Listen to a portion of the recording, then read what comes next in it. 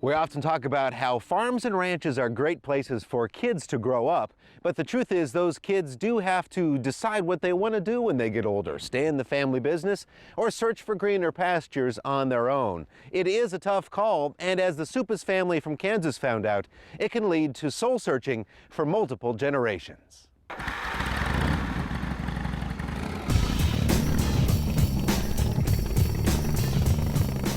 This is, for me, this is the thing. You're floating along, and no worries.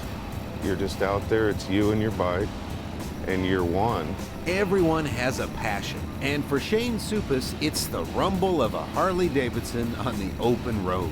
There's just no replacing it. The feeling that I get when I'm going down the road is irreplaceable. Shayne's dad Ron and granddad Prima Suppes find their passion in tending to the wheat, corn, and sorghum on their 9,400 acres of their Kansas farm.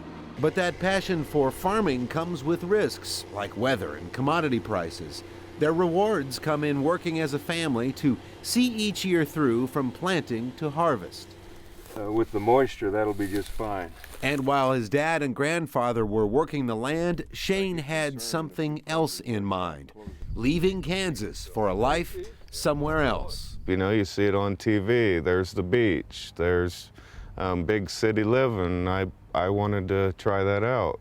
So got enrolled into Harley-Davidson school and took off. He just said, I'm moving. After going to motorcycle repair school, Shayne and his wife ended up in Southern California, a long way from the dusty fields of the Sunflower State. Sometimes you have to just go with your heart, if you will, follow your dream. While Shayne's father and grandfather aren't the types to spend much time talking about their emotions, in short, the decision hurt.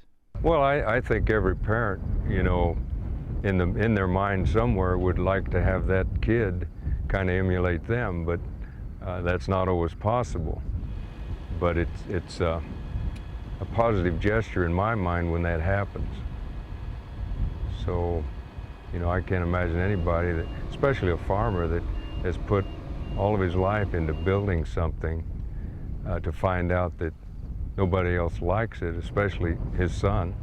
On the one hand, I was not happy that he was leaving. On the other hand, I think it was good for him to get out and work for someone else. And sometimes that happens and people realize maybe what they had in the first place wasn't so bad. And after 8 years of working as a motorcycle mechanic far away from the farm, Shayne made a tough decision. Tough economic times and a weariness of city life, Shayne felt the pull of home. And I knew if I didn't keep paddling, I was going to sink.